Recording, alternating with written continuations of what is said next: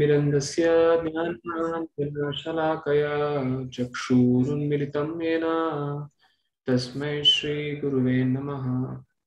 Shri Chaitanya Manobishtam Sthapitam Yena Bhutale Swayam Rupa Kadamayam Dadati Swapadantikam Vandeham Shri Guru Shri Yuta Padakamalam Shri Gurum Vaishnavamscha Shri Rupam Sagrajatam Sahagana Raghunatanvitam Tam Sajivam Sadvaitam Savadutam Parigana Sahitam Krishna Chaitanya Devam Shri Radha Krishna Padan Sahagana Lalita Shri Vishakhanvitamscha Namo Vishnu Padaya Krishna Presthaya Bhutale Srimate Bhaktivedanta Swami Niti Namine Namaste Saraswati Deve Gauravani Pacharine Nirvishesha Shunyavadi Paschatya Desha Tarine Namo Mahavadanyaya Krishna Prema Pradayate Krishnaya Krishna Chaitanya Namaha. He Krishna Karuna Sindho Dinabandho Jagatpate Gopesha Gopika Kanta Radha Kanta Namostute Tapta Kanchana Gaurangi Shri Radhe Vrindavaneshwari Kushabhanu Sute Devi Pranamami Haripriye Vancha Kalpatarubhasya Kripa Sindhubhya eva cha Patitanam Pavanebhyo Vaishnavebhyo Namo Namaha.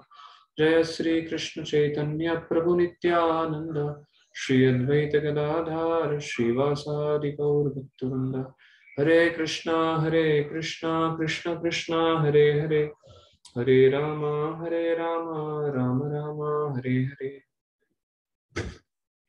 So I welcome all of you to our third session of Isopanishad. We have just completed the introduction, the Vedas, and then we covered in the last session invocation, Om Purnamada verse, Purnam. I think all of you in Gachibowli have a company called as Purnam. I was seeing the video of it. So we covered that Om Purnamada verse. And now we are going to start today the first verse of Isopanishad, that is Ishavasham principle. So before we start, somebody can, someone can help me out to recollect some of the things we discussed in the last sitting.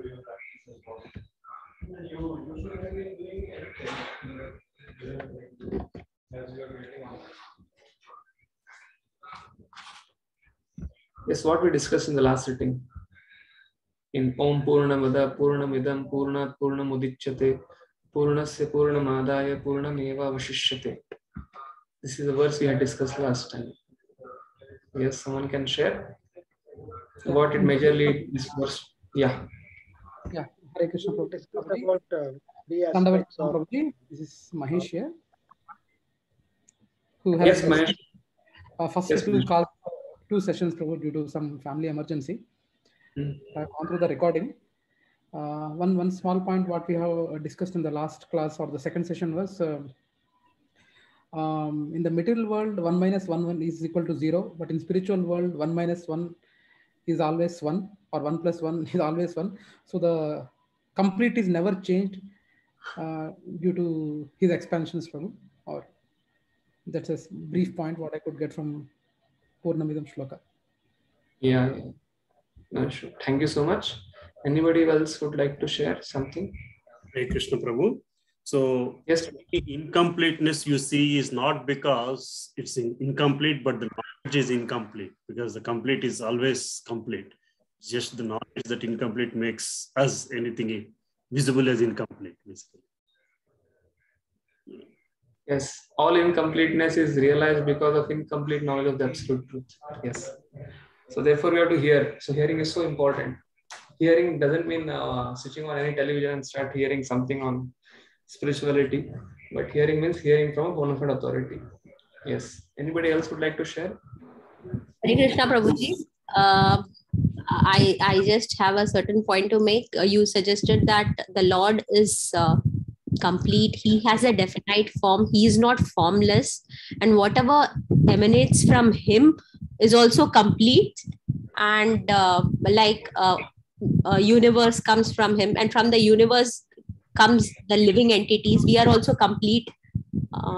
So that's what this shloka explains, that Lord has a definite form and he's not formless, and everything, whatever comes from him or emanates, is also complete. Yeah. Thank you so much. Hare Krishna, Prabhuji, Dandavat Pranam. Dandavat Pranam, Mataji, please tell.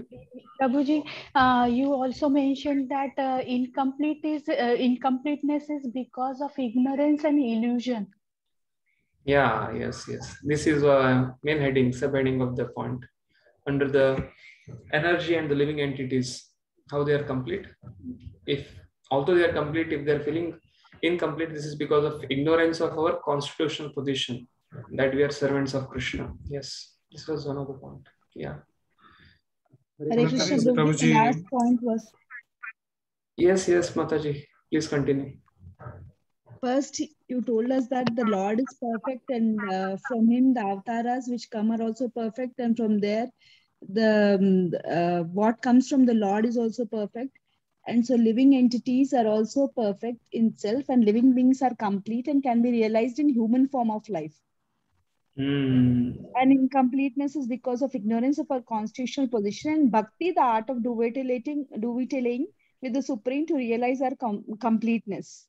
I think you're all, yes. I think all of you are making nice notes. Yes.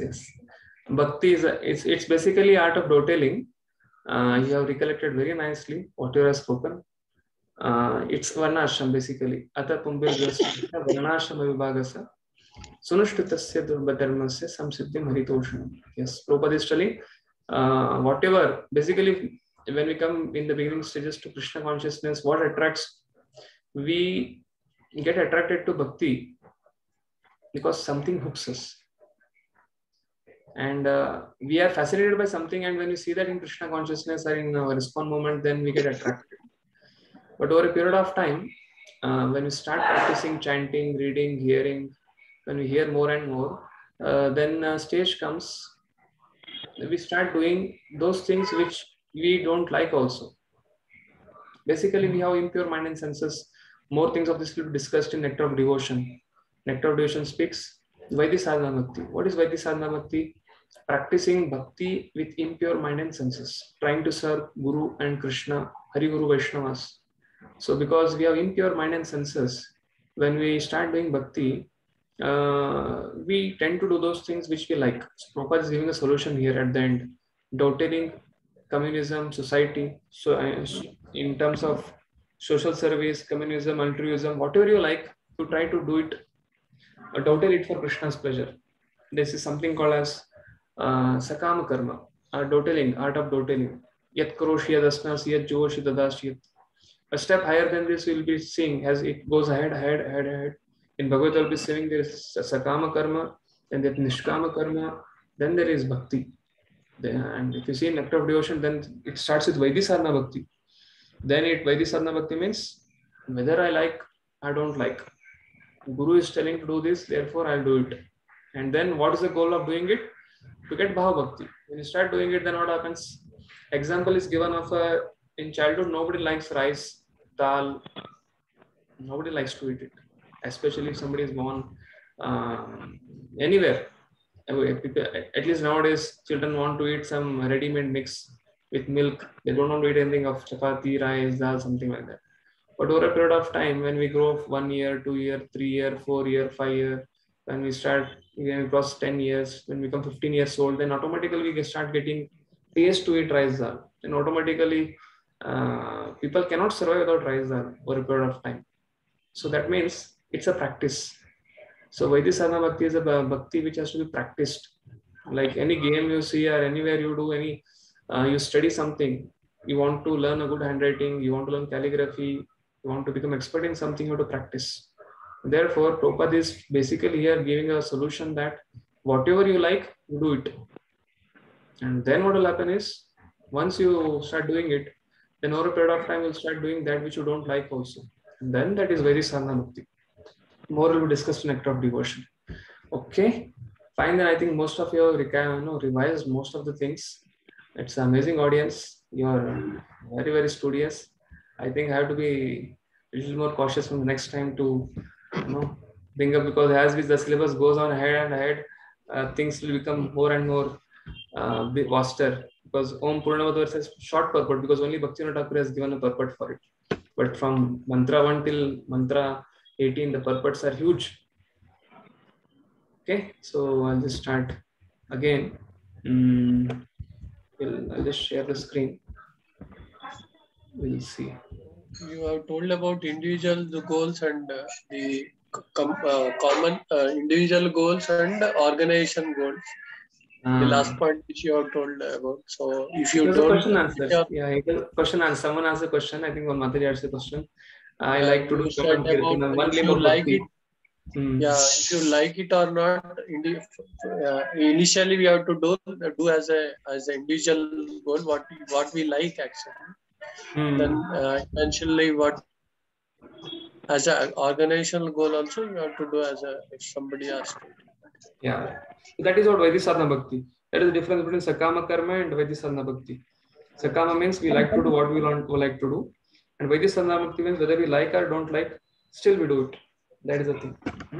But again, the question which was asked by Mataji was, out of this 9 limbs of Bhakti, that is like each limb is potent enough to give one success that is given in Bhagavatam. So we cannot equate it. So, but the lesson which we can learn from that is, yes, each limb can give us, personally in your life we can practice any of the limbs. But when it comes, when superiors, authorities, Guru asks us to do something, then we cannot tell that time, oh, I want like only one limb of Bhakti, so I'll not do other limbs now. We have to be mature enough to cooperate with the authorities, and then for the organizational point of view. Very nice point. Yes, thank you for recollecting that. Okay. Anybody would like to share any other point? Living entity is a part and parcel of the whole, and the material manifestation is temporary. That one? Yeah.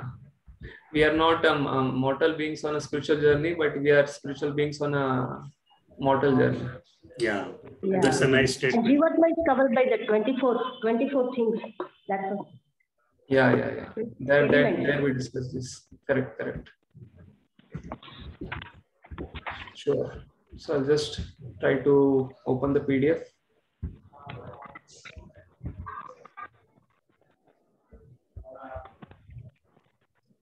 So anybody is feeling that some of we are going too fast or too slow, you can let me know in chat. So accordingly we'll go. So just begin. At least till now, I could understand, okay, things are going quite good enough. But we'll have to pick up the speed now, because you have 18 mantras to cover. And all of you have the Bhakti Shastri handbook. You are solving the questions of the particular units. We have the book, Prabhuji. Solving we have not started. We haven't started, but yes. Yeah, very simple questions are there. And questions will be simple only. And 85% will come from that book only, questions. So you are able to see this? Yes, Prabhu. Yes, Prabhu. Font is big enough? Okay. Yes, Prabhu. Yes, Prabhu. Prabhuji, one small thing. Last time, like those PDFs also, is it possible to share in that WhatsApp group? I don't see them. Yeah. I'll try to send these things. Okay. Yeah, that will definitely help us, Prabhuji. Yeah. Yes. I'll try to send go through the notes. Yeah. Yeah. If one devotee like Prabhuji is who's host, he can share me his email ID. I'll try to send it to his email ID. Okay. Okay, Prabhu. I think Subbarao Prabhuji. You can send me. I'll share. In your chat your email ID. You send me your email ID in chat. I'll try to mail it to you after the session. Yeah. Even as a group also, if you just send, we can go through that. Yeah. Thank you. I think Prabhuji will do that. Yes, Prabhu. I'll share it in the group. Yes. Thank you. So we'll start. So this is mantra 1 we are having today. It's a custom whenever we study any Upanishad. Baldev Vidyabhushan writes in his commentary, I think even Vedadnya Desika or Madhvacharya. It's a custom generally whenever we study Upanishads, there are 2 sets of 4. What are those? There is Sambandha, then there is Abhidaya, then there is Prayojana. This all of you know, right? So then there is another thing called as Adhikari. So this has to be recited. Like many of you might have heard this Vishnu Sahasranam, where it comes mention of Bhishma Vacha, and then Anushtapas Chanda, and many things are discussed there before that recitation happens. And similarly, whenever you recite some Upanishadic mantras, what is the custom is that we recite two things, two sets of four. What is that? One set of four is Sambandha. Second is, or the first set, the four things are Sambandha, Avidaya, Prayojana, and Adhikari. What is Sambandha? These are called as four Anubandhas. The Sambandha for this Isopanishad is the greatness of Lord Vishnu, or Lord Hari, or Lord Krishna. That is a Sambandha. Because Ishavashyam, the word Ishavashyam idam sarvam yatkintam jagatam jagat tena taktena bunjitam agrada kasya shuddhanam. Sambandha for Isopanishad, the whole Upanishad, it takes a title as Isopanishad because of this verse, first line, the first word. Because invocation is something additional. Based, the main Isopanishad starts from this mantra 1, Ishavashyam. So therefore, Isopanishad derives its name from Ishavashyam. And therefore, the Sambandha, the four Anubandhas, out of the four Anubandhas, the first Anubandha is Sambandha, is greatness of Lord Vishnu. So it's for someone who has been involved in Karma Kanda, he has to be taken to from Dhyana Kanda to the lotus feet of Lord Hari. So that Sambandha has to be established. And what is that Sambandha? Greatness of Lord Vishnu. And therefore in English we can tell there are 4 steps. What are the 4 steps? Acceptance of Lord, acceptance of God, Supreme Person of Godhead Hari. Once you accept, then you have to align with Him. Once you accept, then you have to align. Okay, if there is no acceptance, only like most of the people who don't believe in God, they're called as atheists. What they do, they accept their own ego. They think they are God, I am God, everyone is God. So they don't care for any rules and regulations. They create their own rules and regulations. So therefore, acceptance of God. And second step is, once you accept Government of India exists, once you accept something is superior, then you align with the laws of that. Second step is alignment with God. Acceptance of God, alignment with God. After the second step, alignment with God, once you start aligning, what is the meaning of aligning? It becomes very, very tough when you come to Krishna consciousness. When we initially come to Krishna consciousness, oh, we should not eat outside. I have been eating this particular chocobar, or I have been going here and drinking this Cape Coffee Day, this cold coffee, cream coffee. I've been eating here this, I've been eating there, I've been going on weekends for so many things outside. Then slowly when you come to Krishna consciousness, you think, oh, I can eat only which is offered, or which doesn't contain onion, garlic, or which doesn't contain chocolate and other things. So alignment means what, like when cows are going, bulls are going, when a farmer takes a stick and, keeps on beating here and there, like Pashupat, Pashupatinath. Lord Shiva gets the word Pashupatinath because those living entities who come from the spiritual to material world, they are put under the garden of Lord Shiva and Durga, Parvati, and they give different bodies according to their karma, and they are the guardian. Therefore, it's called Pashupatinath. Like Pashupati, like the master takes the Pashus, the farmer takes different cows and buffaloes to graze. Similar, Lord Shiva makes sure according to their karma they graze and they come to Krishna lotus feet. So that is called alignment. It's very difficult to accept Krishna consciousness, but slowly, in our impure mind and senses, we understand Krishna's proprietorship, then we start aligning with Him. That is second step. Third step is, okay, I'll start sharing it once we start discussion. The third step is acting for the pleasure of the Lord. Acting for the pleasure of the Lord means starting doing bhakti. We understand what is the importance of bhakti, and we want to practice bhakti for the pleasure of Hari, Guru and Vaishnavas. Initially, bhakti is done, okay, I want to come up with this problem, I have this problem, I have that problem. We have our selfish motives and other things. And it becomes whatever I like, I do it. Like Prabhupada saying, art of door telling. That is the second step. Aligning is called as art of door telling. But when you keep on doing that, you come to another step, higher step, acting for the pleasure of the Lord.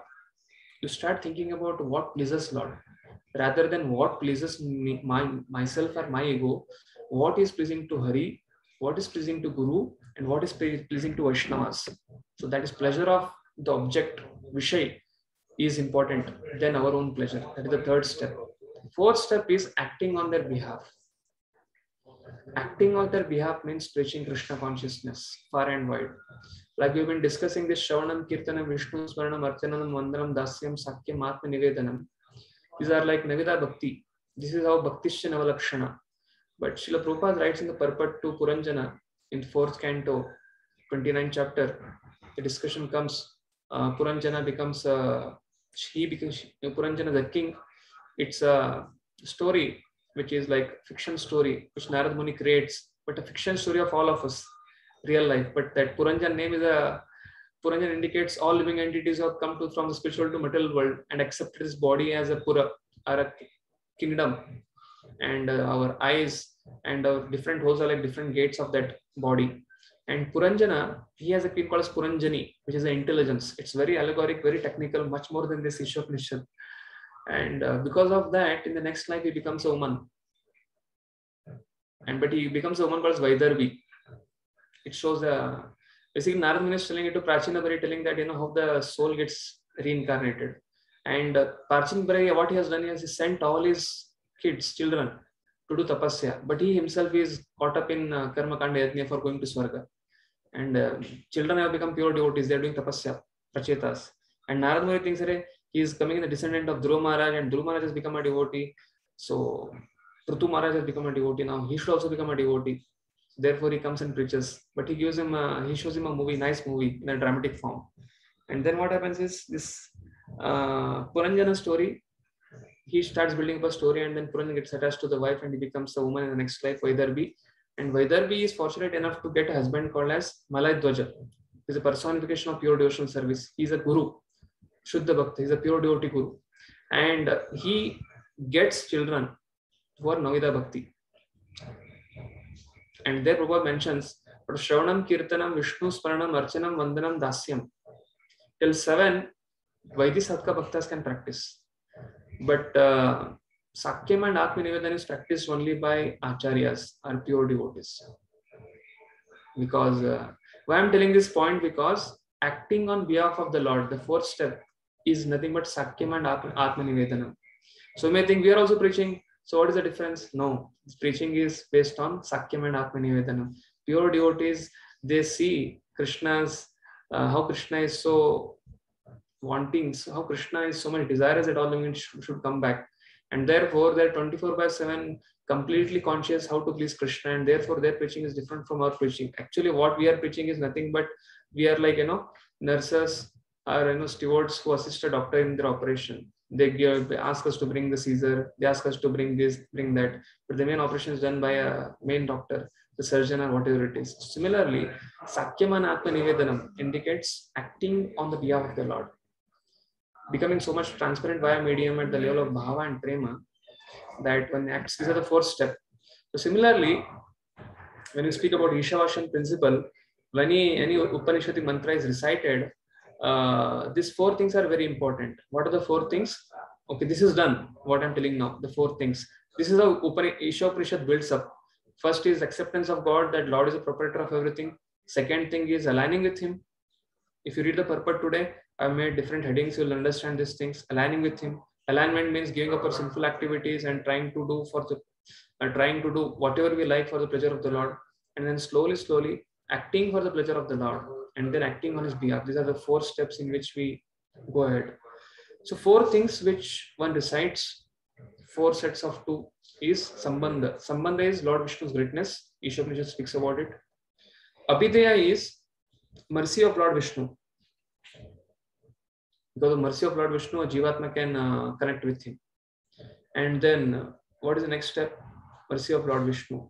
Abhideya is the mercy of Lord Vishnu. And then Adhikari.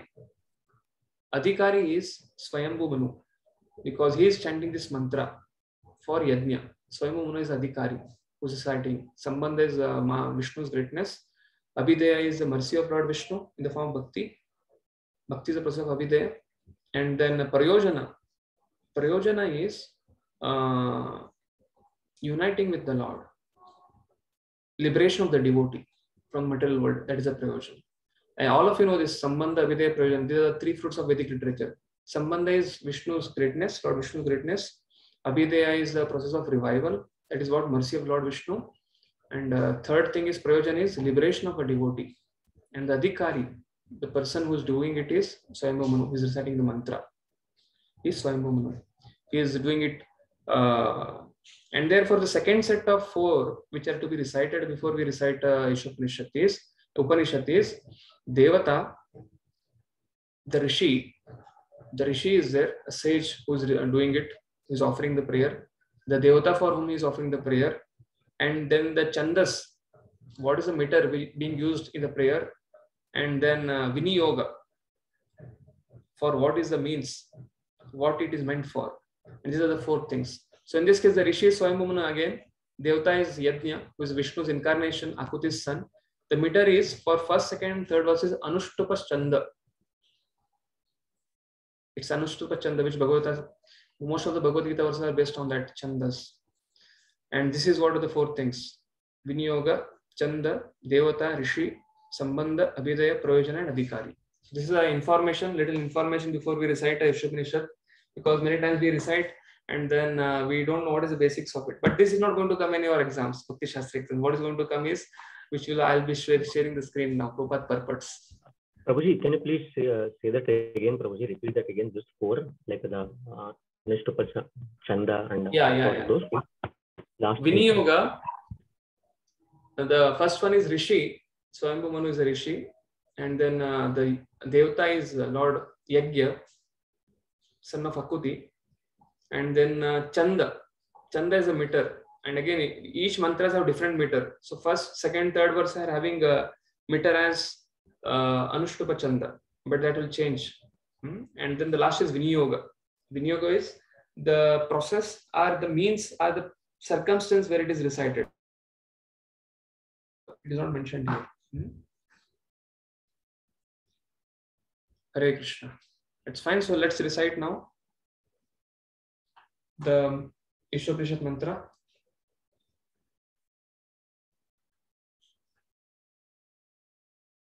Ishavashamidam sarvam. Ishamidam sarvam. Yatkincham jagatam jagat.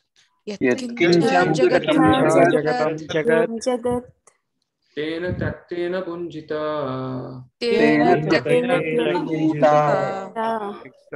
Magrada kashyas viddanam.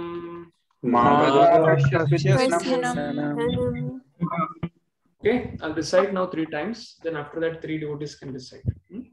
Ishavashyamidam sarvam yatkincham jagatyam jagat. Tena taktena punjita magrada kashyas viddanam. Ishavashyamidam sarvam yatkincham jagatyam jagat. Tena taktena punjita magrada kashyas viddanam. Yes, you can recite, all of you.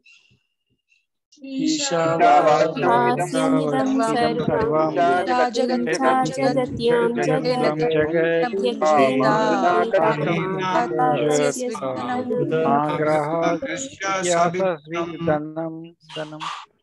Okay, I'll recite, then you can recite after me.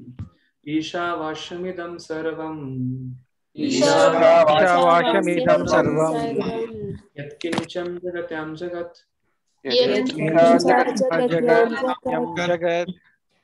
Tena taktena punjita. Magrada kashyas viddanam.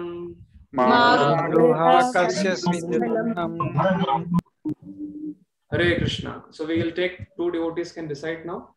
I think they can raise their hand so that we have Shirisha Mataji who has raised hand. Yes, Mataji, please go ahead. Then we have Praveen Kumar Prabhu, and then we have Subburao Prabhu. Yes, in order. Yes, Mataji, please go ahead. I think you need to unmute yourself.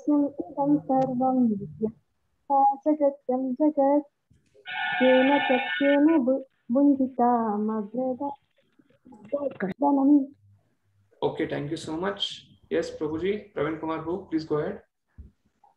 Isavasyam idam sarvam yatkincha jagatyam jagat tena tyaktena bunjita magrida kasya savidhanam.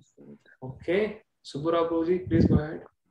Isavasyam idam sarvam yatkincha jagatyam jagat tena taktena bunjita magrida kasya savidhanam.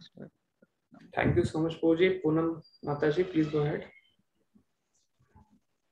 ईशावासम् इदं सर्वं यत्किञ्च जगत्यां जगत् तेन त्यक्तेन भुञ्जिता मा गृहे कश्चित् धनम्.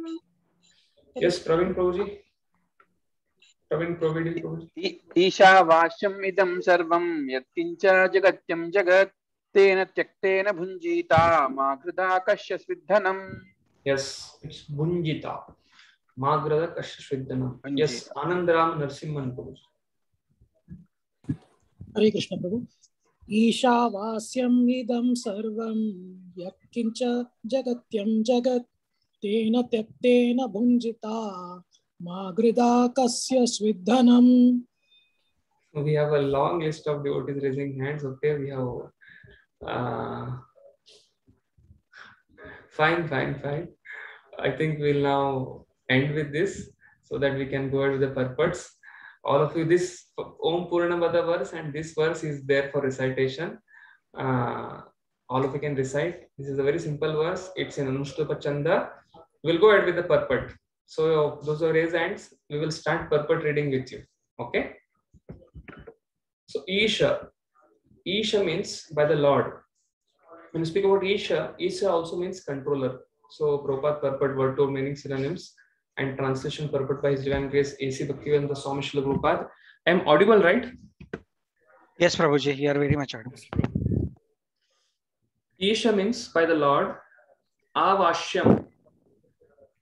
Avashyam matlab he has just absorbed himself. He has just entered into each and every atom of the universe. Avesham. Isha Vashyam.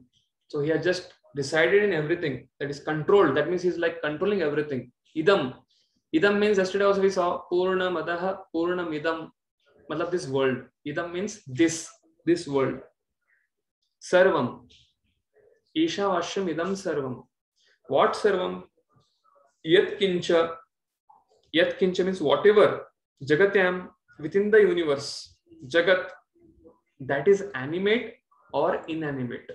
Living and non-living, which is animate and inanimate. That is second time. Yat kincham jagatam jagat. Whatever is animate, whatever is inanimate in this universe, everything is owned and controlled by the Supreme Lord. Tena taktena bunjita. Tena taktena bunjita. That means one has to accept that thing. Tena, by him. Taktena, set apart as his quota. Taktena, that is given as quota.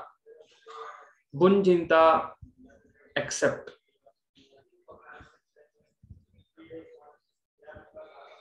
So it comes in there also. Yadnisishta shinashanto muchyante sarvat vilbishe. Bunjite te tukam papa pashantyatmak karanat. So this bunjite comes there also.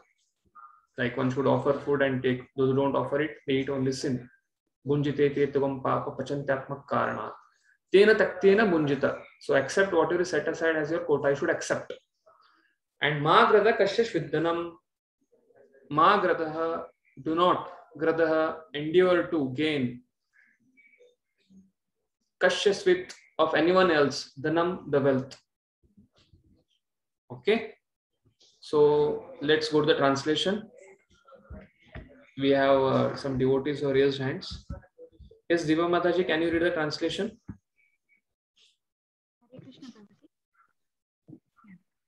Everything animate or inanimate that is within the universe is controlled and owned by the Lord. One should therefore accept only those things necessary for himself which are set aside as his quota, and one should not accept other things, knowing well to whom they belong. Yeah. Everything animate or inanimate that is within the universe is controlled and owned by the Lord. One should therefore accept only those things necessary for himself, which are set aside as his quota. Set aside his quota from where? From past karma. One should not accept other things, knowing well to whom they belong. So this is very clear. We know which is our quota, which is our not quota. But sometimes we tend to accept somebody else's quota and we think, okay, it doesn't matter, But Isopanishad speaks very heavily on it. We should not encroach on others' property. If we encroach on some other's property, we incur sin. And what happens with sin? We suffer. And then what happens? Then we have to continue the cycle of birth and death again and again. So therefore, here there is a big warning that we should not encroach on anybody else's property. but accept only that which is set aside as your quota. Okay, so let's go to the Prabhupada's purport. Like yesterday, somebody asked a question at the end of the session. Prabhuji, Shabda Praman, we hear with our ears, but ears are also defective. Here Prabhupada gives in the first paragraph the answer to that question. Because Shabda Praman is not about our ears, whether they're perfect or not. It's not about our senses, basically, because we just accept it. Because the information which is starting from in this material world or from a person who is having 4 defects, it is defective. So already our senses are defective. So it's not about accepting the knowledge. It's for creating a knowledge and trying to spread it with one's mundane, futile brain. There is imperfection is there. Therefore, defects come into the picture. And therefore, but when the knowledge is gained from the superior authority, what happens to that knowledge is that becomes infallible. Therefore, answer to that question that time I had given was, yes, his Shraddha should be strong more than his hearing. But on the other side, Prabhupada gives the answer here. Why Shabda Brahman is perfect? Why it is infallible? Because of perfect parampara. The parampara is indispensable. It's a pure parampara. And second thing, a parampara is getting knowledge from a Paurushaya person. He is beyond 4 defects. Therefore, the knowledge is perfect and the Guru Shishya parampara is perfect. And therefore, we get connected to it. Although our senses and mind and senses are imperfect for creating a new parampara, but when we just hear from the perfect parampara and a perfect person like Supreme is embodied in parampara through disciplic succession, there this imperfection doesn't come into the picture. Why? Because if somebody takes a chalk and tells you this is a chalk, after 10, 20, 30 years also that chalk will remain chalk, unless and unless somebody doesn't add into it something or somebody doesn't delete it something from there. So this question is very nicely answered here in this first paragraph of Prabhupada. Yes, we have Chandramouli Prabhu. Please kindly read the heading and then the purport of Srila Prabhupada, the first paragraph.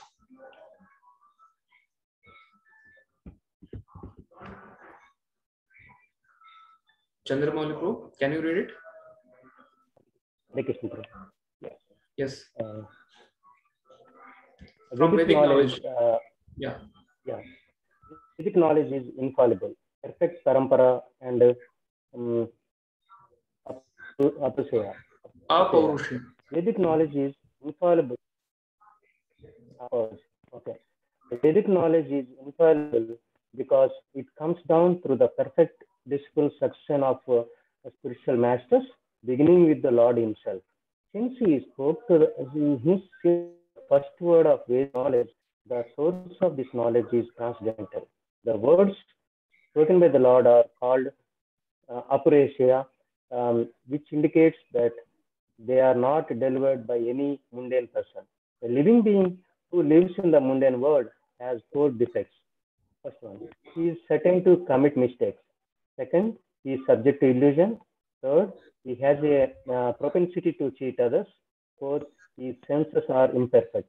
No one with these 4 imperfections can deliver perfect knowledge.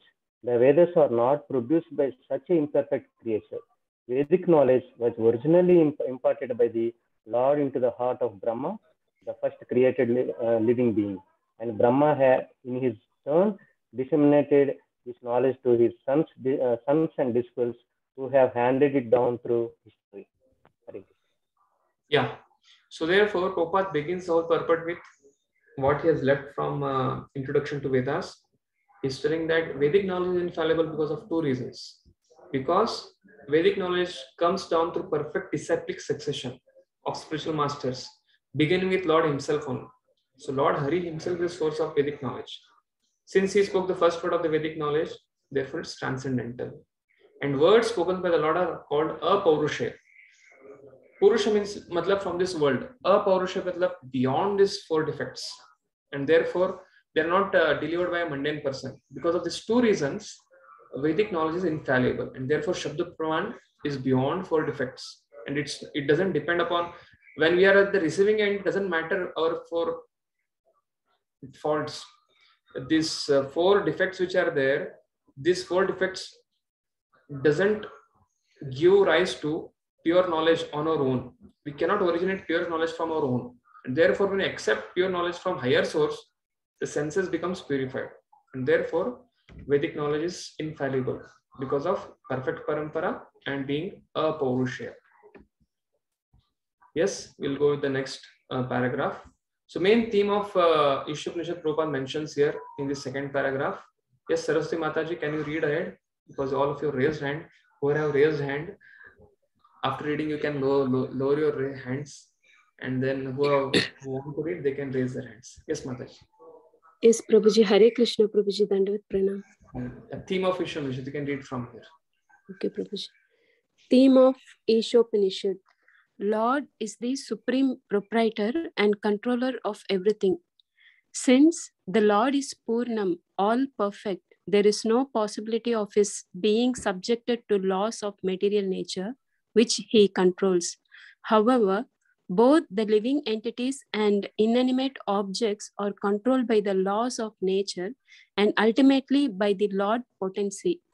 This Isopanishad is a part of the Yajurveda, and consequently it contains information concerning the proprietorship of all things existing within the universe.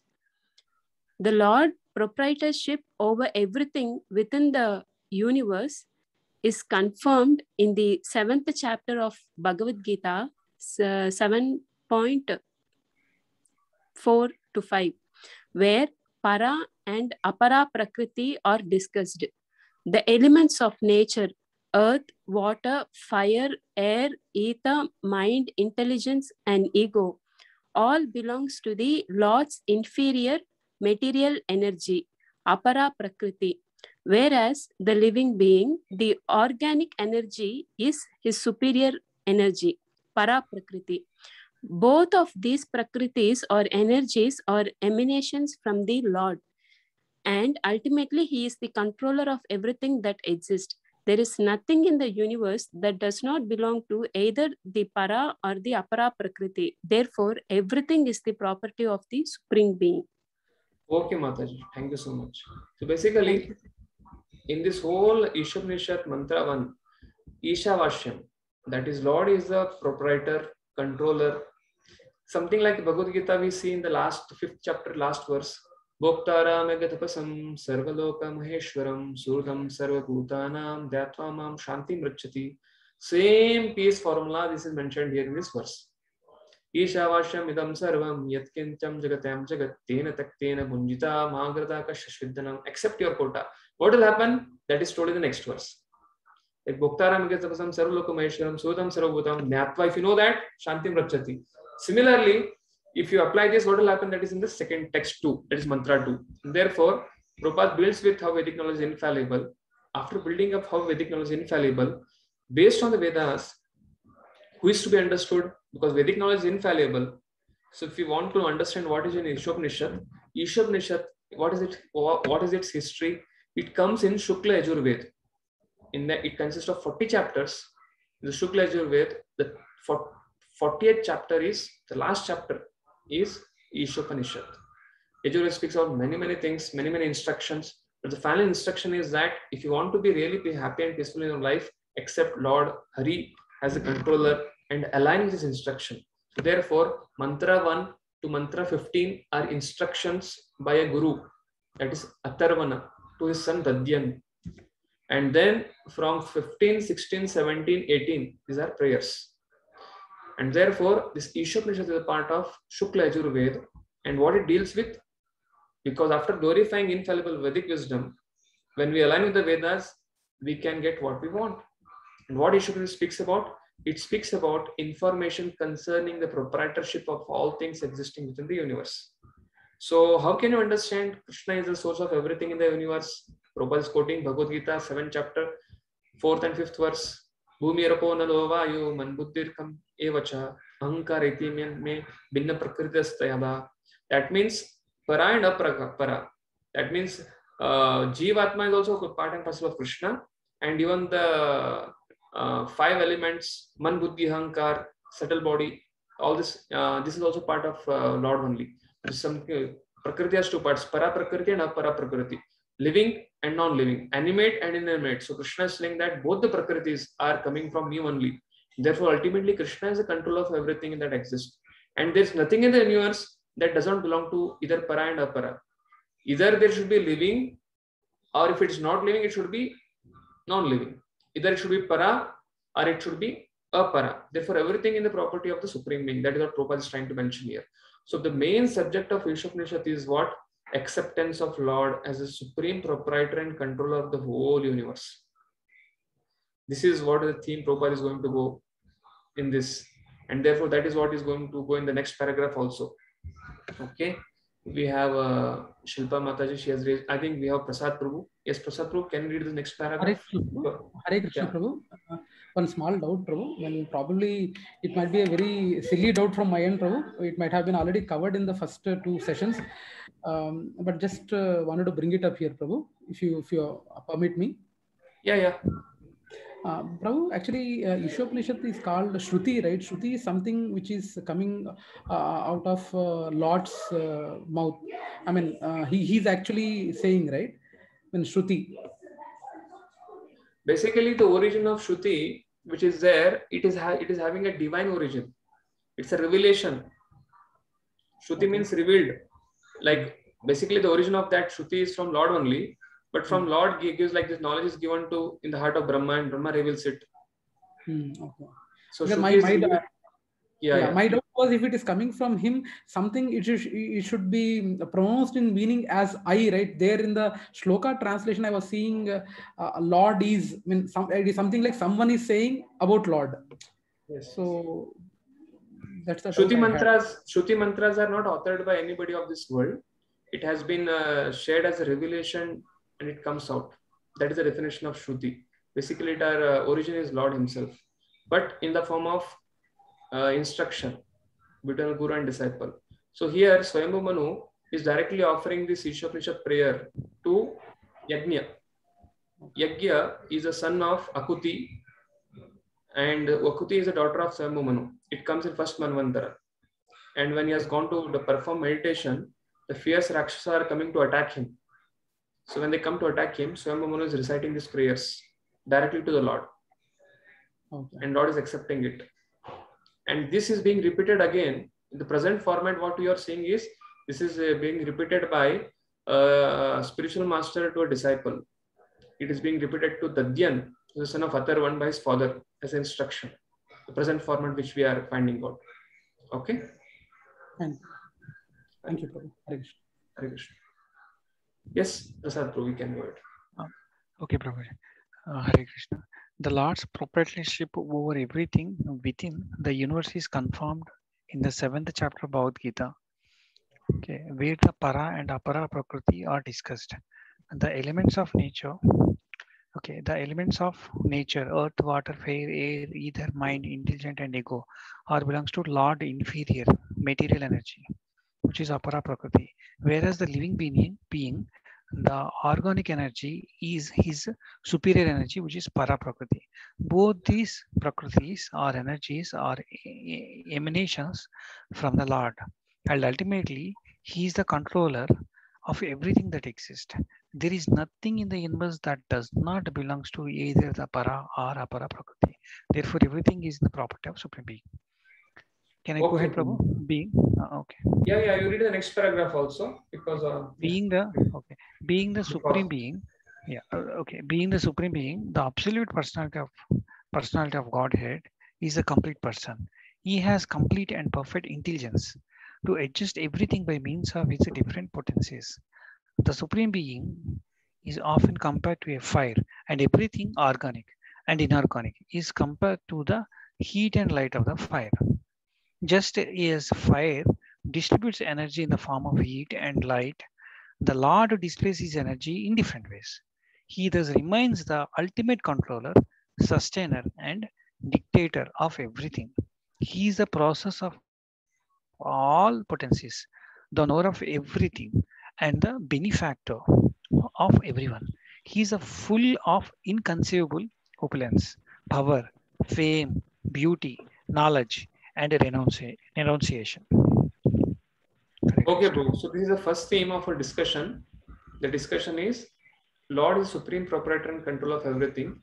Prabhupada makes here that Isopanishad speaks about how Lord is the proprietor of everything.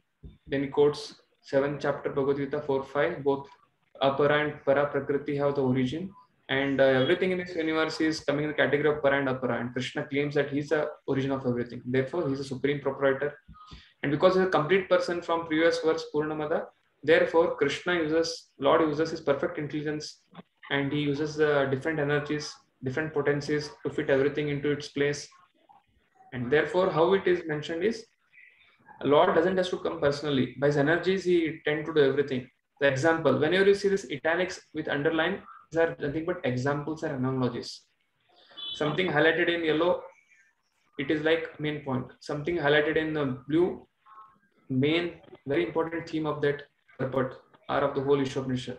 Okay. So how Krishna, being an intelligent person, Lord being an intelligent person, he uses his energies. He doesn't have to come hands-on. Like there is a hotel owner or proprietor. He doesn't come and start working for the hotel. He hires some employees. Okay. He hires employees. He hires a manager. He hires some waiter. And later on, at the end of the night, he just brings a car, sees a collection and takes it and goes off. Similarly, therefore, in many of the hotels, many of the industries, there is something written as P-R-O-P. That means he is the main owner. He may not be present there physically, but just he has so many energies, he has so many employees, he's paying them off, and therefore they are working for him. At the end of the day or end of the month, he gets all the money, and based on that, he gives some part of it to his employees.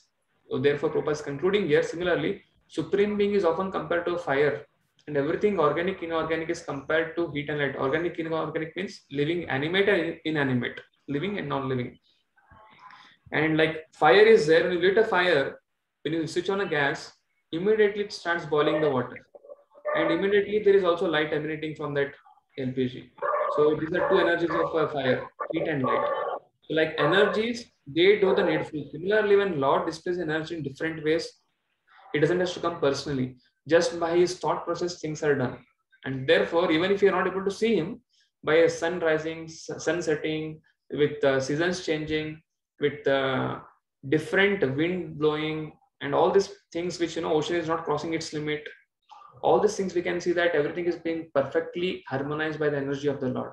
Therefore, he thus remains the ultimate controller. Yad bhayat vati vatoyam indrascharati mad bhayat mrityuscharati dahati agni pavaka mad bhayat. Therefore, the wind is blowing, the agni is burning, the death personification emerge is going and taking toll of the death, and the sun is rising, and seasonal changes are happening. All the demigods are working. The Lord Pipala is telling to Devati, his mother, that everybody is doing all their duty in this world. The whole world, cosmos means structured universe, harmonious structured universe. Why it is harmonious and structured universe? Because out of fear from Lord, all the Dikpalakas, Devatas are working, and therefore he thus remains the ultimate controller, sustainer, and dictator of everything. Therefore, it's called the possessor of all potencies, the knower of everything, the benefactor of everyone. And therefore, benefactor of everyone comes from where translation Bhoktaram Agatakasam Sarvaloka Maheshwaram Suradam Sarva Bhutanam Nyatpamam Shanti Brachati. And he has all opulences. Therefore, it's called Bhagavan. Power, fame, beauty, knowledge, and renunciation. These are his different opulences. And therefore, he is called a supreme personality of Godhead. Therefore, the main theme of Isopanishad which we are discussing is that acceptance of God. A person who is very much addicted to doing activities for his own benefit, especially Karma Kanda. Karma Kanda is meant for what? Worshipping a particular Devata for going to Swarga and fulfilling one's desire. But Isopanishad starts with that. No, this is not enough. Isha Vashyam, worship that personality who is pervading the whole universe, and according to that, after accepting him, align with him. That is the next part, and that's what Prabhupada is telling in the next purport now. Next part of the purport. The first reading was, main theme of Isopanishad is Lord is supreme proprietor and control of everything. Once you accept, what is the next step? Aligning with it, acknowledging Krishna's proprietorship and aligning with it. This is the second step. Yes, we have Shilpa Mataji. Can you read the purport? Hare Krishna, Prabhuji. Hare Krishna, Prabhuji, one doubt, Prabhuji. Yeah. Prabhuji, the name Parameshwara or Maheshwara typically in Smartas has been misunderstood as Lord Shiva.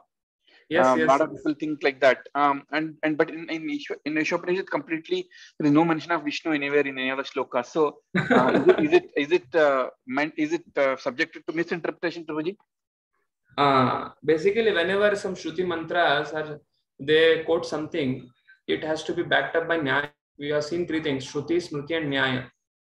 So Isopanishad is Shruti mantra, correct?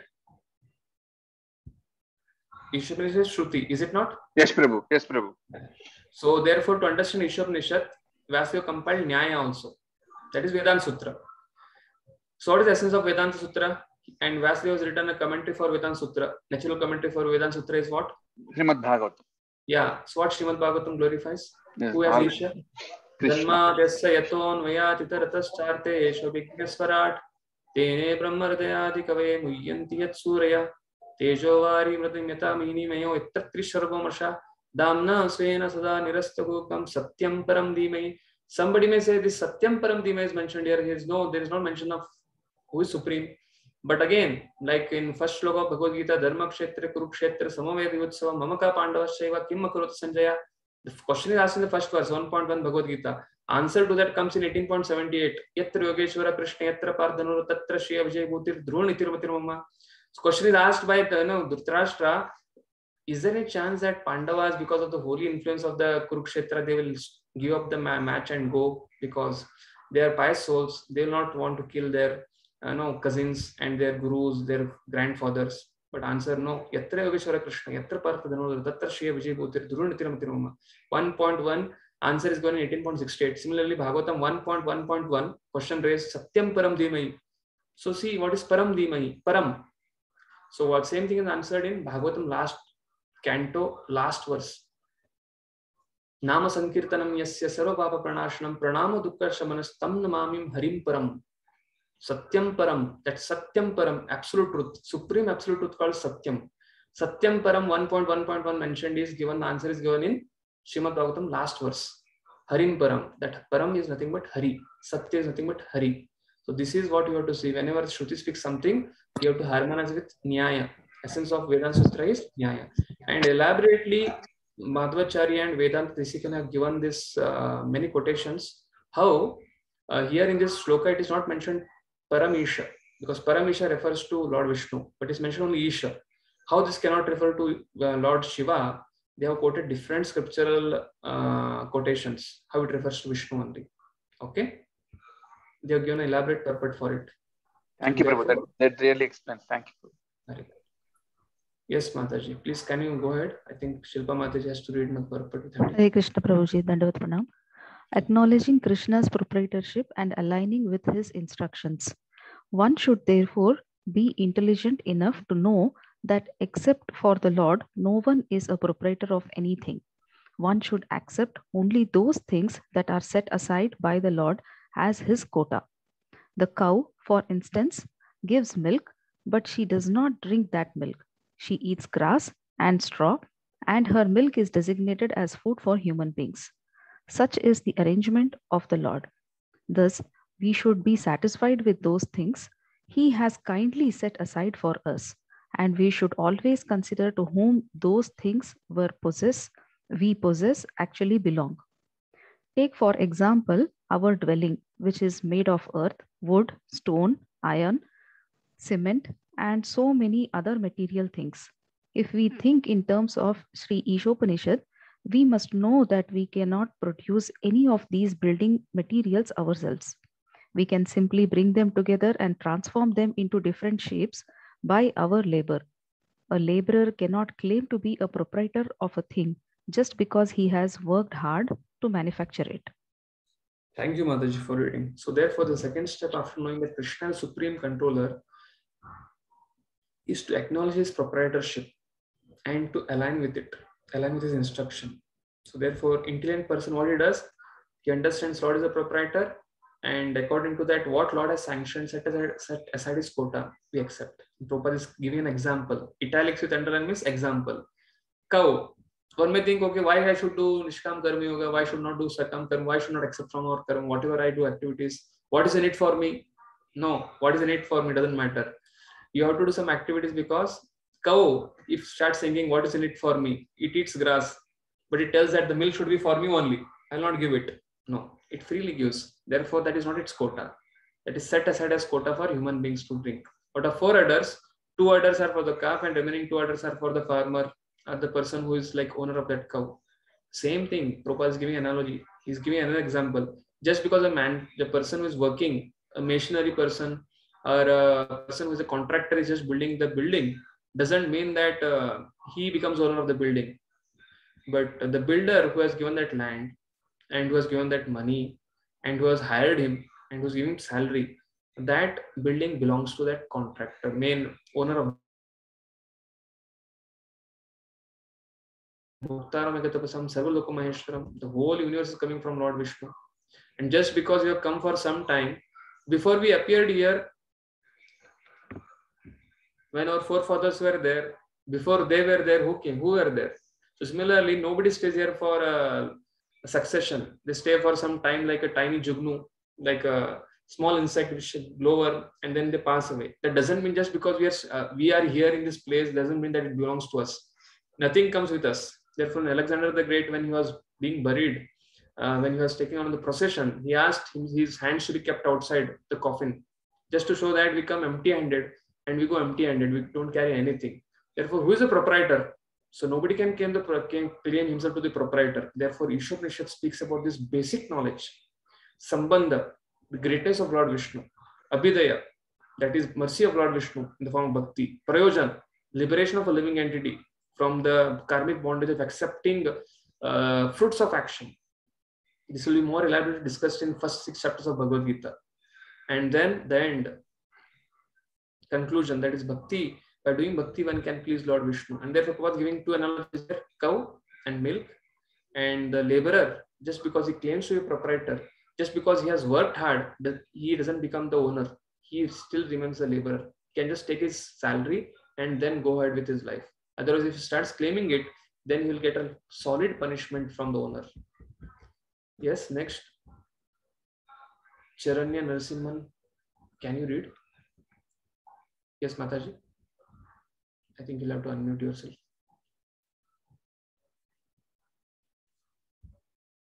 Mataji, can you unmute yourself? Yeah. In modern society, there is always a great quarrel between the laborers and the capitalists. This quarrel has taken an international shape and the world is in danger.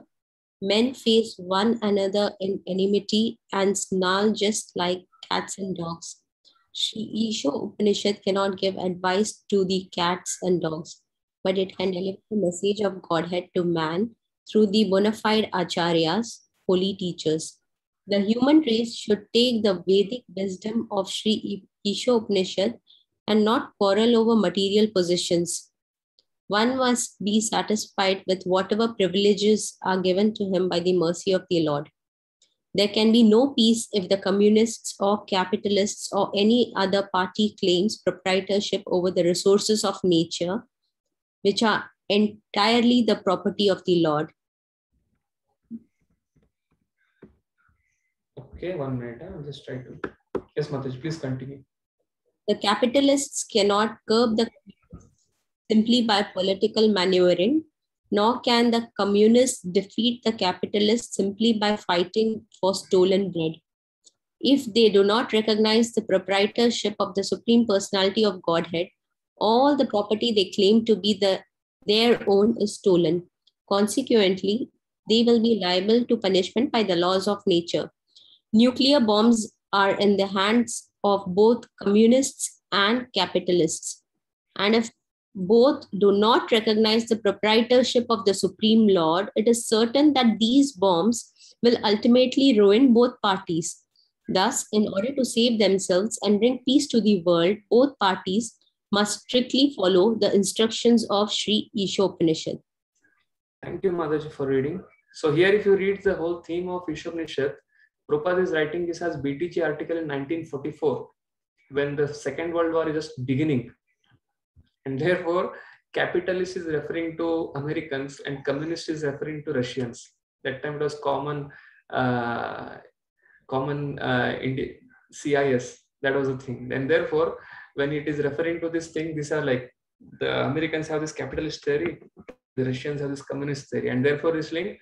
And it also at the level of globally, that time whatever the time was going on. And also when you see in movies, Union, you see there is something called Mazdoor Union. They're compared to the communists.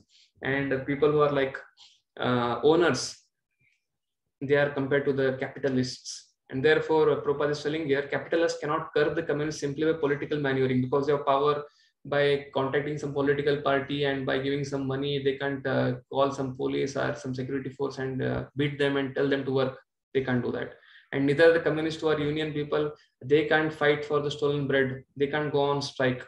So both are going on strike. They are thinking that capitalists are thinking they are like, they are taking big amount of money into their treasury. And the communists are thinking for the stolen bread they are trying to eat. So Prabhupada tells one is a Hirachor and another is a Kirachor. Hirachor is a big thief, another is a small thief. He is for his own salary of 1,000, 2,000, 10,000 rupees per month, at 15, 20,000 rupees per month, he is going on a strike.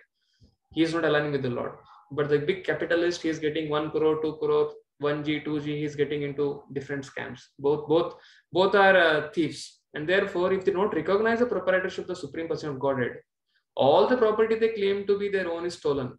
He is fighting because he is working hard. Therefore, he needs, I'm sweating so much.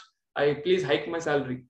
But he is telling, you people are just coming and simply wasting your time and investing so much, I can't hike your salary. So both the property is not neither's. So therefore, if you see in Bhagavatam 8th canto, that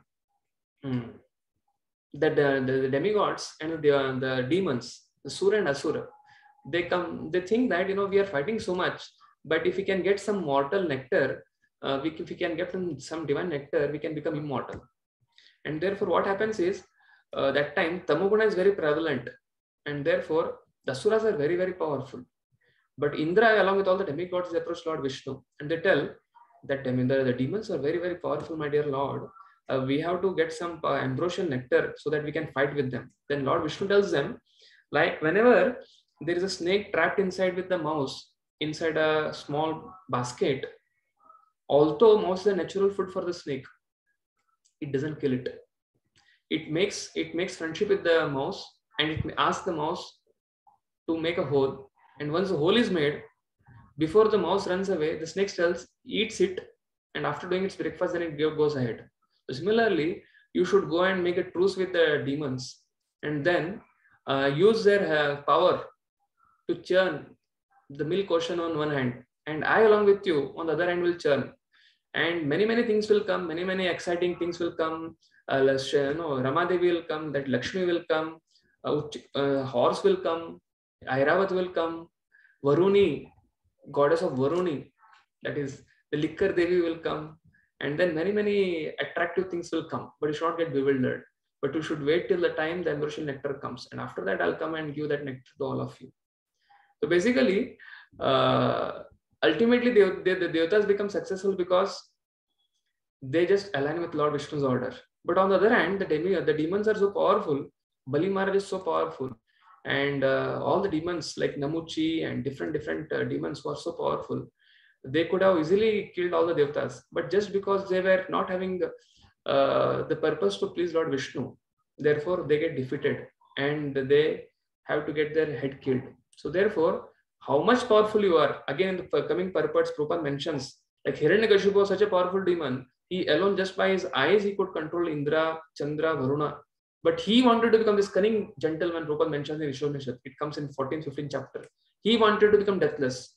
But even such a person cannot become deathless, because till the time you don't accept Lord and align with his orders, you cannot claim to be proprietorship. Consequently, they will be liable to punishment by the laws of nature. So nuclear bombs are in hands of both communist capitalists. If they don't recognize Krishna in the center, universal brotherhood cannot come till the time we accept universal fatherhood.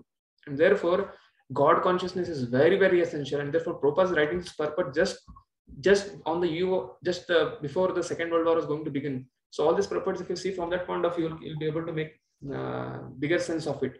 And therefore, in order to save themselves and bring peace to the world, both parties must follow the instruction of Sri Isopanishad. What is the instruction of Sri Isopanishad? Isha Vashyamidam Sarvam Yatkincham Jagatyam Jagat. Lord Vishnu is the source of both inanimate and animate. And he is owning and controlling the whole world. And therefore, one should accept only that quota which is kept aside as quota. And one should not encroach on others' property. All problem is happening because people want they want this property, line of control, line of action, line of control, and LOC and LAC. 1 feet comes here, the whole corral is there. But they should understand what is set aside as their quota. They should accept it and be peaceful. But if they don't think like that, if they think that they themselves are doers, then land up with so much of problem, with so many of missiles, so much of world wars, and there's simply the havoc is created in the whole human form of life, which is meant for self-realization. Okay. Krishna So then, Prabhuji, what is one the serious? question. Okay, Prabhuji. Can I ask the question now? Can you just finish this purport, and you can just note down and keep your question, because once this purport is finished, I can happily take questions. Okay. That quota needs to complete. Thank you, Prabhuji. Hare Krishna. Yeah. We'll just finish the purport. And therefore, the main motto of human form of life is serious responsibility of human life. Yes. We have Mahesh Prabhu. You just read this purport. Continue. Yes, the third thing. Yeah. Yes. Serious responsibility of human life. Humans versus animals. Human beings are not meant to quarrel like cats and dogs. They must be intelligent enough to realize the importance and aim of human life. The Vedic literature is meant for humanity and not for cats and dogs. Cats and dogs can kill other animals for food without incurring sin. But if a man kills an animal for the satisfaction of his uncontrolled taste buds, he is responsible for breaking the laws of nature. Consequently, he must be punished. The standard of life for human beings cannot be applied to animals. The tiger does not eat rice and wheat or drink cow's milk because he has been given food in the shape of animal flesh. Among the many animals and birds, some are vegetarian and others are carnivorous, but none of them transgress the laws of nature which have been ordained by the will of the Lord. Animals, birds, reptiles, and other lower life forms strictly adhere to the laws of nature.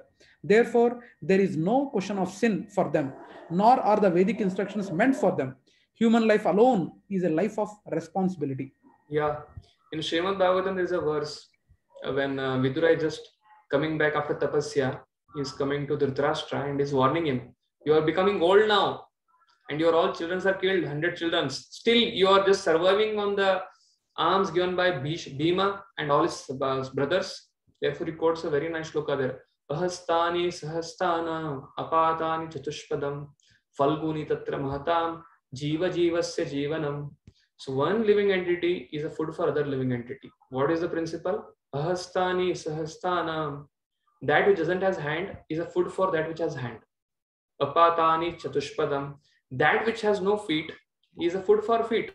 Like all the goat, cow, all the animals which are herbivorous, when they graze, the grass is the food for four-legged animals. And Falguni Tatra Mahatam. Falguni Tatra Mahatam. What is the meaning of Falguni Tatra Mahatam? The strong subsist on the weak, or the weak is a food for the strongest. And therefore, the principle of life is Jiva Jivasya Jivana. So once the one living entity is a food for other living entity, that doesn't mean that the human should go and kill animals and eat. That is possible for that animals which are in the evolution of 84 lakh species. Out of 84 lakh species, 80 lakh species, they don't incur sin because they are programmed. There is no free will given to them. But in the 4 lakh species of human beings, there is free will, and therefore they incur sin. And therefore one has to accept Vedic literature, because animals cannot come and adhere to Vedic literature. They don't have sufficient brain substance to understand it. But Jivasya Tattva Jitnyasa, Atato Brahma Jitnyasa, only humans can do. Therefore, human life is a life of responsibility. But tiger will not come and eat rice, nor cow will not drink its milk. It will not stop giving milk. They will follow their laws. According to the laws of karma, they will follow their prescriptions properly. They go by instincts. But human beings, they have a choice. They have a choice. And therefore, because they have a choice, they have a free will, they incur sin. That is the theme Prabhupada is trying to tell here. Therefore, if you want to bring peace, you should understand that human form of life is a life of responsibility. So if that is a responsibility, somebody may claim, so I'll become vegetarian, in that case I'll not eat meat. Is it sufficient? The next paragraph Prabhupada says, no, my dear gentleman, even monkey is vegetarian, even pigeon is vegetarian. That doesn't make them go back to Godhead. You should do something much more than that. So we have next, I think Vanilla Mataji, you can read Vegetarianism to Prasadam, the concluding section we are coming now. And once we end, then we take question answers. Yes, Mataji, please go ahead. Vegetarianism to Prasadam. It is wrong, however, to think that simply by becoming a vegetarian, one can avoid transgressing the laws of nature. Vegetables also have life, and while it is nature's law that one living being is meant to feed another, for human beings, the point is to recognize the Supreme Lord. Thus, one should not be proud of being strict vegetarian. Animals do not have developed consciousness by which to recognize the Lord, but a human being is sufficiently intelligent to take lessons from the Vedic literature and thereby know how the laws of nature are working and derive profit out of such knowledge. If man neglects the instructions of the Vedic literature, his life becomes very risky. A human being is therefore required to recognize the authority of Supreme Lord and become his devotee. He must offer everything for the Lord's service and partake only the remnants of food offered to the Lord. This will enable him to discharge his duty properly. In Bhagavad Gita 9.26, the Lord directly states that he accepts vegetarian food from the hands of a pure devotee. Therefore, a human being should not only become a strict vegetarian but also should become a devotee of the Lord, offer the Lord all his food and then partake of such prasadam or mercy of Lord. Only those who act in this way can properly discharge the duties of human life. Those who do not offer their food to the Lord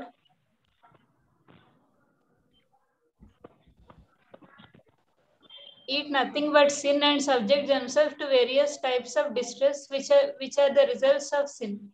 Bhagavad Gita 3.13. Yes, yadnisishta shinashanto muchyante sarva kilvishay bhunjate tetugam papam pachantyatmak karanat. So this point is taken from Bhaktivinoda Thakur's commentary on Isopanishad Mantra 1. So Bhaktivinoda Thakur writes in his commentary, offer everything to the Lord and whatever little you accept, take it as a mercy given by the Lord. Then everything becomes spiritual. So this theme, this point is taken from Srila Bhaktivinoda Thakur's commentary on Isopanishad Mantra 1. This is a point taken. So this is like instead of becoming vegetarian, we acknowledge Lord's proprietorship and offer to him Patram Pusham Palam Toam Yote Prashati Tadam Bhakti Upartanam Asnami Prayatatmana. Then our life will become perfect. Otherwise, even if you eat vegetarian, if you don't offer, we are subject to distress because main root cause is sin. And root cause for sin is ignorance. Ignorance of our constitutional position. Ignorance that Krishna is the proprietor of everything. Because of that, we partake. But once we know Krishna is the source, we have to give him back, offer him back whatever he has given to us. Yes, the last point we have, I think, Shri Gopal Prabhu, can you conclude with the discussion? Yes, Prabhu. Hare Krishna. Root of sin. The root of sin is deliberate disobedience of the law of nature through disregarding the proprietorship of the Lord. Disobeying the laws of nature or the order of the Lord brings ruin to a human being. Conversely, one who is sober, who knows the laws of nature, and who is not influenced by unnecessary attachment or aversion, is sure to be recognized by the Lord and thus become eligible to go back to Godhead, back to the eternal home. Yes. Ignorance is the root of sin. What we don't know, we know, despite knowing deliberate disobedience of laws of nature, why we disobey what Vedas tell. Vedas tell us to do something, Vedas tell us not to do something, yama niyama, because we don't accept God. We want to become atheist. Therefore, we disregard Lord's proprietorship. So Prabhupada gives a very, very wonderful definition of sin. Deliberate disobedience of the laws of nature because we don't accept God as a proprietor of everything. This is the root of sin. Why people do papam? The cause for papam is we don't accept God as a proprietor and we deliberately break the laws, what is sanctioned in Vedas. And this is the root cause of sin. And when we disobey, that brings ruin to the human being. The human being, what happens? Neha vikramana ashosti prattavayana dvitade salpampayasya dharmasya trayeto mohoto bayat. Because of sin, he has to go to mohoto bayat. But if he does little bhakti, Prabhupada concludes with that. What is that? Conversely, one is sober, who knows the laws of nature and who is not influenced by unnecessary attachment or aversion, is sure to be recognized by the Lord and is thus becomes eligible to go back home, back to Godhead, to the eternal home. Niha vikramonashasti swalpapyasya dharmasya trayeto mohoto bayat. If little bit endeavor, accepting God as a proprietorship, he starts doing bhakti, or at least he offers whatever he likes, aligns with the Lord, dotates with the Lord, he becomes saved from the greatest danger of getting animal species in the next life. And therefore, he becomes eligible when he starts doing bhakti to go back to God, to the eternal home.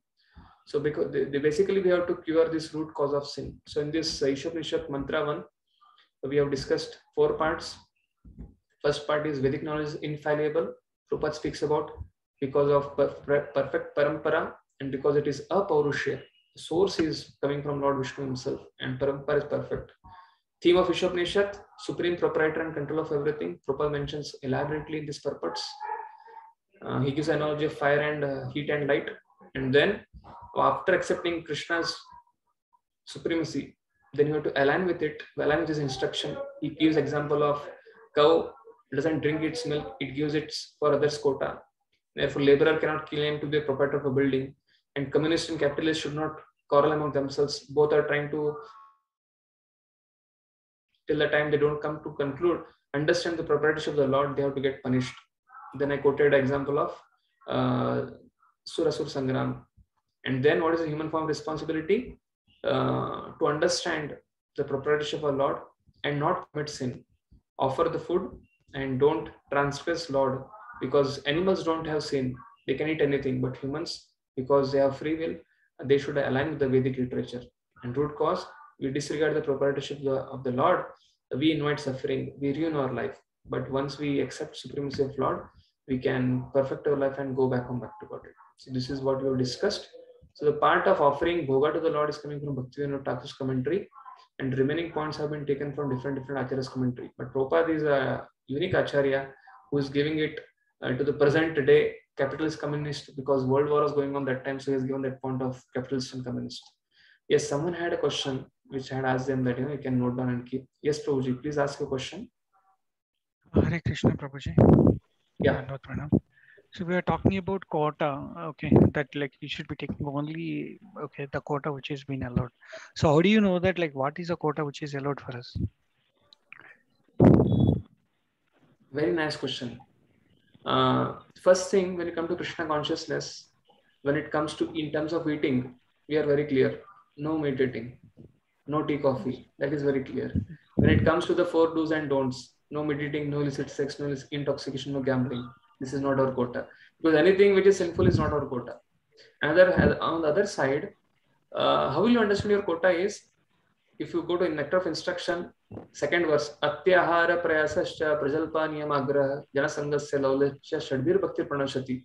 When you start encroaching something of your outside your quota, 2nd verse will apply on your life.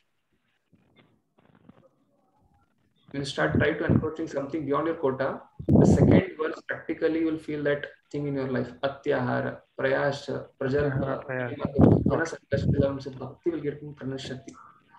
Basically, there will be a lot of endeavor. There will be, basically bhakti will go down slowly. When you start understanding, you're going beyond your quota. That is a simple test where you can understand. So therefore, we need to understand. And basically, some things we easily get.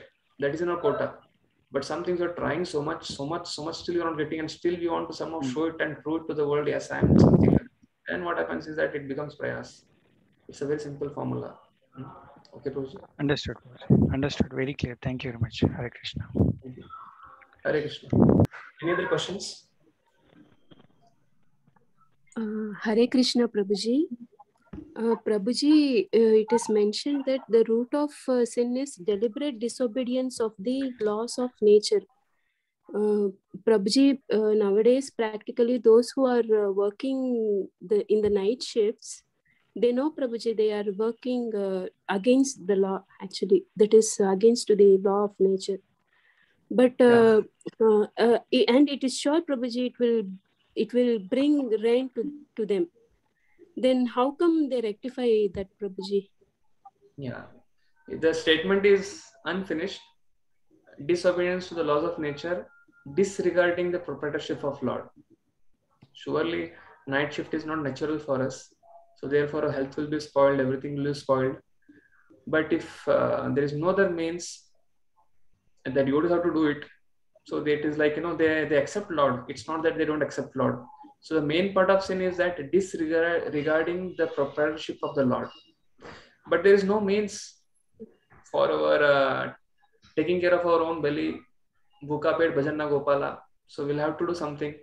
So therefore, that is the case if you're a devotee, and in some reasons, as because of some unknown means, you have to do it. There will be toll on your body, but that is not sin. Okay. Okay. Okay, The main thing of Prabhuji. sin is breaking the laws of the God. But if one becomes atheistic, so the whole root cause is that disregarding the proprietorship of the Lord. Again, the question which you have been asking regarding night shift, day shift, yes, surely there will be big toll on the health, and we'll abuse our body and other things. So you have to contact our seniors, our guides, counselors, and take a proper guidance from them and see how things can be worked out more better. So suddenly, if you stop it, then earning will be stopped. Then if that happens, then bhakti may get stopped. So one has to take calculated risk how to do what. But the main definition of sin is not just breaking laws of God, disregarding the proprietorship of the God. Okay, Prabhuji. Okay, Hare Krishna, Prabhuji. Thank you so much. One more question, Prabhuji. It's a small question. So the people like Mayavadis, all these people have not accepted the God, Supreme God. Okay, so they all fall under sinful activities only, whatever they are doing, in simple nutshell. Regarding the Mayavadis and Brahmavadis, so that will come in the 9th chapter, 9th and 10th verses, Vidya and so-called Avidya and so-called Vidya. We will be discussing more in the further in that Sambhuti and Asambhuti. More discussion. Prabhupada gives powerful purpose there. Because they have not accepted the Supreme. So therefore, that shloka tells those who worship the Asambhuti, they go to darker region. Those who worship so-called Sambhuti, they go even to the darkest region. Their condition is even more worse. That comes in mantra 10. Mantra 9, 10, 11 speaks of Vidya, Avidya. Mantra 12, 13, 14 speaks about the Sambhuti and Asambhuti. The demigod worship, impersonal worship, and personal worship. The destination is more difficult because they are misguiding so many people. At least people who are materialist, they don't know anything, they are ignorance. But somebody is the guise of a spiritualist and trying to pose himself as a great spiritualist, but on the other hand, he's not accepting Krishna's form. So his condition is, he's basically human form of life is responsible life. So like one person was there, one guru and one disciple was going in the forest, and they came across a big python, and the python was being bitten by so many scorpions and ants and so many small insects. So the disciple asked to the guru, who is this? What you had done in the past life? Why is suffering so much? So the guru told in Hindi, Lobi guru lanchi chela dono ka narak mein thelam thela. A person, the spiritual master is not a qualified spiritual master, a greedy spiritual master, a Lobi guru, and lalchi chela. The person, the spiritual master is eager to have lot of followers, and the followers, they don't want to pay the price of following spiritual life strictly. They don't want to follow any rude principles. So such spiritual master and such disciples, when they meet together, they think that they are doing a show of spirituality, but what happens is they again have to transgress the laws of nature, because it's a big responsibility. Human form of life is a big responsibility. So when somebody himself cheats himself, and he cheats the majority of the people, it's a very tragic situation. It's not so simple. We'll be discussing it elaborately in mantra 13, 14. 12, 13, 14. Thank you. Hare Krishna. Hare Krishna. I think it's already 8:05. We have crossed 5 minutes. 8. Hare Krishna, Prabhuji. I'll just check with Subburao Prabhu. Can we have some more questions? I think we have done here. We officially have completed our session here. Whoever has questions, they can wait and ask. Yes, Prabhu. So as long as you have no time, it's okay, Prabhu. Yeah. Yes, Hare Krishna, Prabhuji. There is a term in handbook, Bhagavad communism.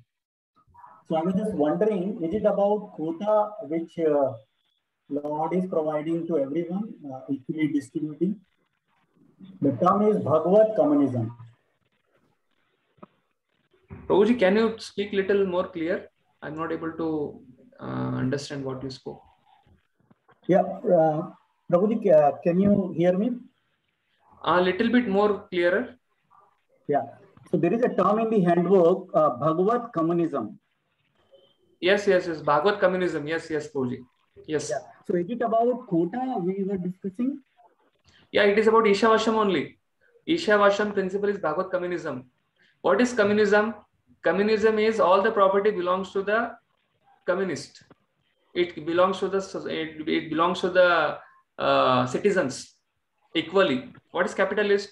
Some big people who are like big merchants who are like Vaishya category consumers, consume by consumerism. The consumers, they take over everything. That is called as capitalist. They hoard all property. What is communist? Everything belongs to the people, and therefore it has to be equally distributed. But what is Bhagavad communism? Everything belongs to Bhagavan, and it has to be offered to him and then distributed to everyone. Vasudeva Kutumbakam. That's called as Bhagavad communism. So this Ishavashyam principle is called as Bhagavad communism. Another name for Bhagavad Ishavashyam principle is Bhagavad communism. Everything is coming, animate, inanimate is coming from Lord, and therefore one should accept only that which is sanctioned by the Lord for him as his quota, and one should not partake another's quota. That is Bhagavad communism. Got it, Prabhuji. Thank you. Hare Krishna. Thank you for reminding, because I not refer to the handbook, but it's good because the question will come as Bhagavad, define Bhagavad communism. You should not get bewildered. Okay. Yeah. Hare Krishna, Prabhuji. This is my follow-on question to the same Prabhu. Like Prabhupada has given as an alternative, like Daivi Varnashrama for those, for these two, like capitalist and communist, both are about to fall because they are not on the proper basis. So what we should do is like we have a Daivi Varnashrama on which the world should run, or that is a governing principle or the constitution, how it should be formed.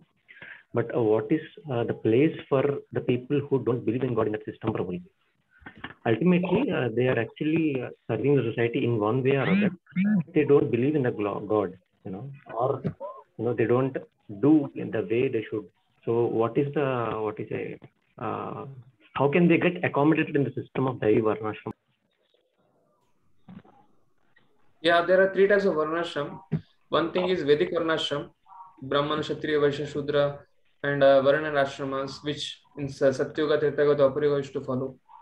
And the second thing which you are telling based on Bhagavatam principle, based on this Isopanishad, Bhagavad communism, it's called as Daivi Varnashram. Based on what your skills and talents you have, you totally with the Lord. That is Daivi Varnashram. Like Prabhupada is saying in the end of Isopanishad invocation, you are communist, altruist, capitalist, whatever it is, you offer it to Lord in service of the Lord. That is Daivi Varnashram. The third Varnashram is Asuri Varnashram. By default, whether you accept God, whether you don't accept God, Swabhavas cannot be changed. Natures cannot be changed. Somebody is a scientist, he's an intelligent person. Somebody is an R&D. Somebody is a Kshatriya, he's in Army, Indian Navy, Air Force. He is by default Kshatriya. Somebody is in Vaishya, he has consumers. He's like having such big builder. He's having such property. He's trying to make business, real estate. He's by default a Vaishya. Somebody is by default. There are so many people who work for a laborer class. You see on the different crossroads in Hyderabad or other places, people are standing with all their utensils. Wherever builders a truck comes, they pick them up and they drop them, and at the end of the day they get money. Morning they work. If they don't work that day, they will not get money. They're like Shudras. Or if you don't work for a month, you don't get money. Like you don't get your paycheck. That is a Shudra. So basically, that can be defined as Shudra in the present Daivi Varnashram, in the Asuri Varnashram. You are hired, you are Shudras. So whether you accept Vedic Varnashram exists. Whether you accept Bhagavatam principle, there is Daivi Varnashram. What Prabhupada wants that everyone should get aligned based on that, but do one's fruits of one's Varna and Ashram for the pleasure of Hari, Guru and Vaishnava. That is the Daivi Varnashram. Even if people don't accept God exists, still Varnashram cannot be broken. That becomes Asuric Varnashram. You will see plumbers, you will see people who are like bangis, who are cleaning toilets, they come that category. So question regarding how these people who are Asuric Varnashram, how they can be doted in Daivi Varnashram. Yes, what we can do is they don't know the goal. They are only concerned with what their food, clothing and shelter. Anyway, they will work for a materialistic company, they will work for a devotee company. So therefore, devotees should be intelligent enough to open avenue in such a way and hire them in such a way. They may not pick up Krishna consciousness, but if you give them money, they will come and work for you. So in that way, people who are atheistic, they can be harmonious in Krishna's service. Okay. Because it's not that people are going to different separate company, they are going there because they have there's a goal of life is to please that CEO of that company. Once they are done with that, they'll swap companies and go to a higher paying company. So similarly, if you do some wonderful avenue where people can be engaged in Krishna's service, so people who are not in Varnashram, Daivi Varnashram, people who are atheistic, people who are nothing to do with God, they can be engaged still in Daivi Varnashram by creating an avenue for them where they can be engaged according to their Swabhava. Because they only money, they want money, they want artha, dharma, artha, kam, moksha. What is the problem? Dharma, artha, kam, moksha. If you do dharma for artha, but if you can get artha from some other ways, they will go there. That is the problem. Dharma, artha, kam, moksha. Therefore, this pancham purushartha, pleasing Vishnu, the higher goal, is apex of the pyramid. Dharma, artha, kam, moksha is the base of a pyramid, but apex of the pyramid is Lord Vishnu. Therefore, dharma, if they can get some their artha from somewhere else, they'll go there. That is the problem with dharma, artha, kam, moksha. Hare Krishna. Chalo, if you have no questions, then we'll try to end now. Regarding Wednesday's session, whether we'll have it or not have it, it is still in the car park because based on the schedule, I'll be traveling. If I'm traveling late or something like that, we'll try to have it. Mostly by today night, I'll try to update Prabhuji. I think Subura Prabhuji has shared his email ID. Prabhuji, can you say, I think I have Lilananda's number also. I'll try to update him also regarding this. Okay. Already we have covered Wednesday session on Saturday. So we have a question of regarding Friday session because it is Ganesh Chaturthi. Whether should we have it or not on that day. Already we have covered because Wednesday session we have covered in Saturday. During Friday session, when we should have it. If possible, we'll see if we can have it on Wednesday. It's a little tight mostly. If some other speaker is available, I'll try to request them. They can take the second verse so that Wednesday session goes on. If it is not available, then we'll try to do it in Saturday possibly. If not on Friday, if I come back. Hare Krishna. Shri Prabhupada ki Jai. Hare Krishna Prabhuji. Thank you Prabhuji. Dandavat pranam. Thank you. For your exams. Hare Krishna.